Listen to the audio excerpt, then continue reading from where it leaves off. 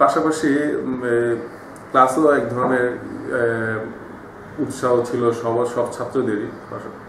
বিষয়টা ছিল এরকম যে নিজেকে কিভাবে তুমি খুঁজে পাও, এই জিনিসটাকে খোঁজো। তো ওই ঘাটতিটা উপরে আর সহযোগিতা করে বলতে এরকম যে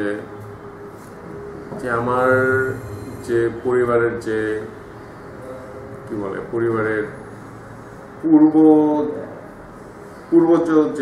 পূর্বজ পুরুষদের যে বিষয়টা ওটাকে খুব অনুধাবন করে যে তারা আসলে কি করতো জীবিকার জন্য বা তারা কিভাবে জীবনযাপন করতো।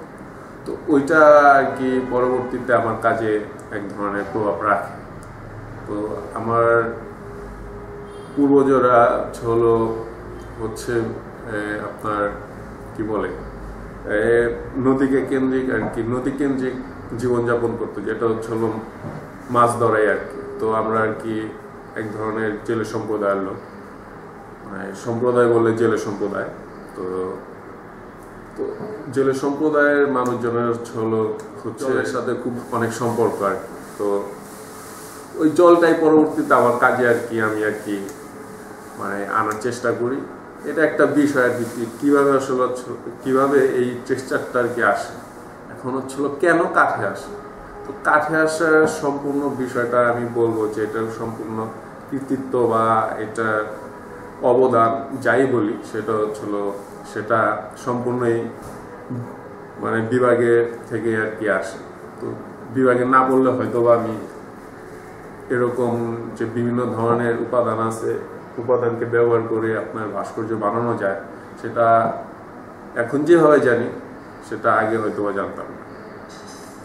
আর কাঠটা হচ্ছে মানে আমি অনার্স সম্পূর্ণ করার পর মানে নিজেই দেখতে পেলাম নিজের মধ্যে যে আমার কোনো অবজেক্ট কোনো কাজ তৈরি নেই, মানে আমার কোনো ভাস্কর্য জমে নেই একমাত্র কাঠের ভাস্কর্য ছাড়া।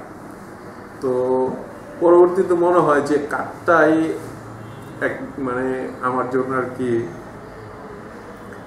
উত্তম, যে একেবারে কাজটাও হয়ে যায় এবং মানে একটা ভাস্কর্য আমি রচনা করতে পারি এবং কাজটা পরবর্তীতে থেকে যায় আমার কাছে। তো ওই জায়গা থেকে আমি আর কি কাঠের প্রতি আমার এক ধরনের দুর্বলতা তৈরি হয়। তো এবং এইভাবে আর কি কাঠের কাজ করি বেশি। আর পরবর্তীতে মাস্টার্সের সম্পূর্ণ পর্বটাই হলো আমার এই জলের উপরে কাজ করি কাটে। আর পাশ করার পর 2018 সালে একটা প্রদর্শনী করছিলাম প্রথম। সেটা কি বলে ডিপার্টমেন্টের সামনে চত্বরে। এরপরে পুনঃক্রমে ভাগ্যক্রমে বলা যেতে পারে যে এখানে একজন কিউরেটর শামিলি রহমান, সে একটা প্রদর্শনী করবে আত্মপ্রসঙ্গ নামে। তো ওইখানে আর কি কোনো না কোনোভাবে আর কি আমাকে আর কি খুঁজে তারা বা নির্বাচন করে। তো ওই সুযোগটা পাই। ওই গ্রুপ প্রদর্শনী থেকে পরবর্তীতে ওয়াকিল ভাই আর কি একটা একক প্রদর্শনীর জন্য বলে যে তুমি একটা একক প্রদর্শনী করো, তোমার কাজটা আমাদের একটু ভাবায়। তো এইভাবেই আর কি সুযোগটা পাই। আর এইভাবেই প্রদর্শনীটা আপনাদের মাঝে উপস্থাপন হয়। আর প্রদর্শনীতে এক ভিন্ন ধরনের অভিজ্ঞতা হয়েছে। আর প্রদর্শনীটা কিউরেট করছিল ওয়াকিল ভাই। আমার এক সময় বললাম যে অনার্স শেষ করার পর যে নিজের কাছে কয়টা কাজ আছে এটা যে সময় আমি গণনা করতে যাই, দেখলাম যে আসলে কাজ ছাড়া আমার কাছে অন্যান্য কোনো কাজ নাই। তো পরবর্তীতে যে আর আমি যে সময় ডিপার্টমেন্টে পড়তাম ওই সময় আমার কাজ সম্পূর্ণ করতে অনেক সময় লাগতো। তো এটা আসলে সেই সময়ের জন্য হয়তো বা চাহিদা ছিল। এখন ওই আকারের কাজ আমার জন্য খুব বেশি সময়ের কাজ না। তো এইভাবে নিজেটাকে একটা সময় উচ্চায় ফেলছি নিজেকে। তো যেটা আর কি বলতে চাচ্ছিলাম সেটা হচ্ছে কাজ করতে করতে এক সময় পরে মনে হয়েছে আমার কাছে যে আসলে ধৈর্য এবং সময় দুইটাই থাকতে হবে এবং মনোনিবেশটাও থাকতে হবে। তো সেই জায়গা থেকে অন্যান্য অনেক মাধ্যমে কাজ করছি, তো ওই জায়গায় থেকে যদি আমি আমার মতো করে যদি বলতে চাই তাহলে হচ্ছে বলবো যে এরকম অন্যান্য কাজে এক ধরনের মানে কি বলবো, যদি আমি মাটি ধরি, মাটি হয়তো বা মনে হবে যে কাজ করার পরে নিজেকে একটু পরিষ্কার করার বিষয় আছে। যদি আমি অন্যান্য কাজ করি ওইটা যদি কি বলে পিতলের কাজ করতে যাই, পিতলের কাজটা একটা দীর্ঘ প্রক্রিয়ার বিষয় এবং দীর্ঘক্ষণ কাজও করা যায় না। যেমন যদি পিতলের ঘষা মাজার কাজ থাকে, তাহলে যদি গ্রাইন্ডারের কাজ থাকে তাহলে দেখা যেতেছে প্রচুর শব্দ টব্দ হয়। তো ওইখানে আর কি যে মনোযোগটা খুব বেশি থাকে। তো পরবর্তীতে দেখলাম যে কাঠের কাজে নিজেকে পরিষ্কার রাখা যায় এবং মনোযোগটাও খুব বেশি দেওয়া যায়। ওই জায়গা থেকে যদি আমি বলতে চাই আর কি যে বিষয়টা অনেকটা এরকম যে অনেক বেশি নিজেকে সংযোগ করা যায়। যদি বলা যায় সেটা এরকম বলতে পারি যে কাঠ আসলে বাজার থেকে আমার কাঠ সংগ্রহ করতে হয়। তো বাজারে আপনার যে কাঠগুলো পাওয়া যায় সেটা কাঠ বেঁধে 5 ফিট থেকে শুরু করে 10 ফিট, 12 ফিট, ইভেন 15 ফিটও পাওয়া যায়। তো আসলে আর আমি আমার সারফেসগুলো থাকে খুবই পাতলা, মানে দেখা যাইতেছে যে আমি প্রথমে শুরু করি 2 ইঞ্চি, কিছু কিছু যেগুলো ফিগারেটিভ কাজ আছে সেগুলো দেখা যায় আপনার কিছু ব্লক আছে 7 ইঞ্চি, 8 ইঞ্চি, 8 ইঞ্চি থিকনেস, লম্বায় 5 ফিট, 5.5 ফিট, 7 ফিটও আছে। তো আসলে গাছ কিরকম দেখি, গাছ মানে গাছ কিরকম দেখি বিষয়টা ওরকম না, মানে আমি আর কি যে গাছের মধ্যে একজন মানুষকে আর কি একটা অবয়ব চিন্তা করি, যেটা মানুষ অবয়ব। আমার আর কি মানুষ অবয়ব তো ভার্টিক্যালি দাঁড়ায় থাকে। তো ওইটা একটা বিষয় আর কি। আর টেক্সচারটা আবার প্রশ্ন আসতে পারে যে টেক্সচারটা তো আপনার কি বলে যে নদী, এটা তো হরাইজন থাকে, তো ওইটা কেন, মানে এটা হচ্ছে এখন কিভাবে বলবো যে আমি টেক্সচারটা বানাই আর কি নদী। দেখা যায় যে এখন ওই শেপটা মানুষের আদলে হইলে মানুষটা আমি যদি দাঁড়ানো একটা মানুষ বানাই তাহলে ওইটা ভার্টিক্যালি থাকবে, আমি যদি শোয়াইতে চাই তাহলে এটা হরাইজনালি শোয়াবো, এরকম আর কি বিষয়টা থাকে। তো এটার আসলে ওরকম কোনো স্পেসিফিক নাই যে ভার্টিক্যালি কেন, তো এটা অবয়বের উপরে নির্ভর করে আর কি, এটা একটা বিষয়। আর মানব অবয়ব কাজগুলোর নাম আমার ছিল, মানে এগুলোর নাম ছিল যেমন আকাঙ্ক্ষিত নারী পুরুষ। তো নারী পুরুষের মধ্যে দেখা যেতেছে নারী বানাইছি 5টা, পুরুষ বানাইছি 2টা, এরকম। আর পরে স্বপ্ন নানা নামে যে আমার একটা সিরিজ আছে, সেটা হলো ডানার মধ্যে যে কাজগুলা এগুলা, এটা চিন্তা ভাবনাটা অনেকটা এরকম যে আমি উঠতে চাই। এখন উঠতে চাই, মানুষ তো পাখি বানায়, তা আমি আসলে ব্যতিক্রম কি বানাবো, আমার কাছে কি আছে, আমার হাতিয়ারটা এটা। আর এই টেক্সচারটাই মানে জলের টেক্সচারটা। আর আরেকটা সিরিজ কি করছিলাম, আরেকটা যেটা করছিলাম আরেকটা সিরিজ ছিল, সেটা আপনার কি বলে মেটাল ওয়েল্ডিং, মেটালের আর কি ওয়েল্ডিং বেসটা ছিল ওয়েল্ডিং। তো ওই ধরনের কাজ আমার প্রদর্শনীতে নাই, ওইটা আলাদা। কাঠের কাজগুলোর মধ্যে এই 2টা সিরিজ আর কি আমার আর কি। আরেকটা সিরিজ সেটা সম্পূর্ণ আর কি যে একটা সারফেস, এখানে আসলে কোনো অবয়ব চিন্তা করিনি, সেটা মোটামুটি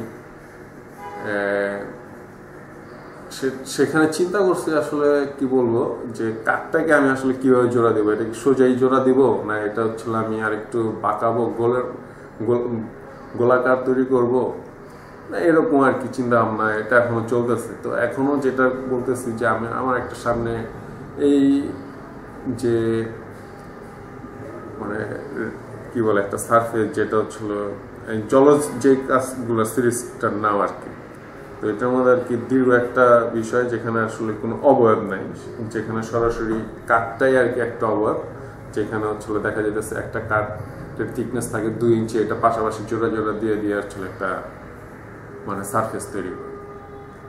আর সারফেসে তো নিজের আবেগ নিজের চিন্তা ভাবনা এগুলো তো প্রকাশ থাকেই। যে সময় কাজ করি সে সময় নিজেকে এক ধরনের যুক্ত করার চেষ্টা করি বলতে কি এটা হয় আর কি।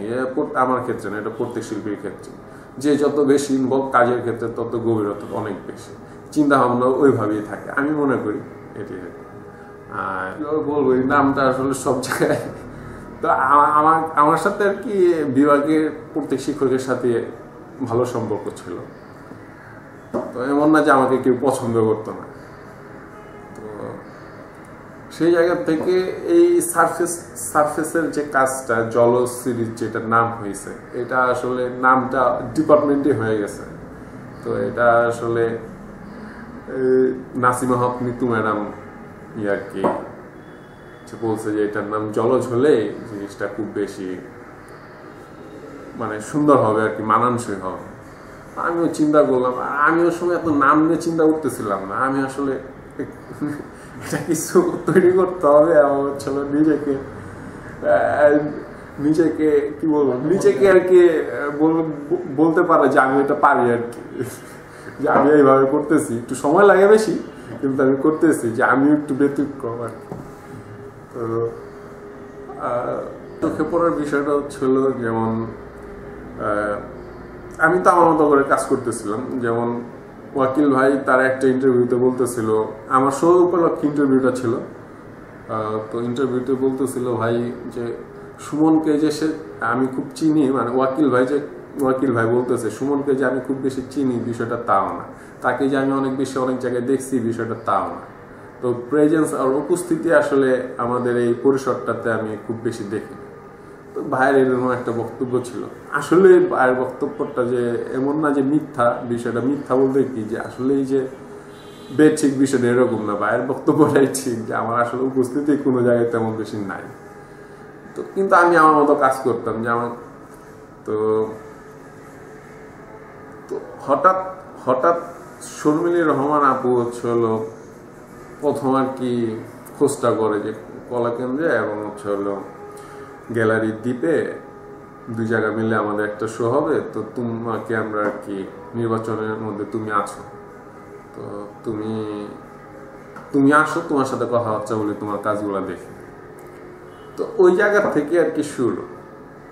তো ওই শোটা হয় এবং ওই শোয়ের মানে ওপেনিং এর দিনে আর কি ভাই বলে যে তুমি কি সোলো করবা। ভাই সোলো করবো, আমি সোলো তো করতেই চাই কিন্তু ভাই কাজটা লাগবে না, তোমার যা কাজ আছে তাই দিয়ে হয়ে যাবে, তোমার নতুন কোনো কাজ করতে হবে না।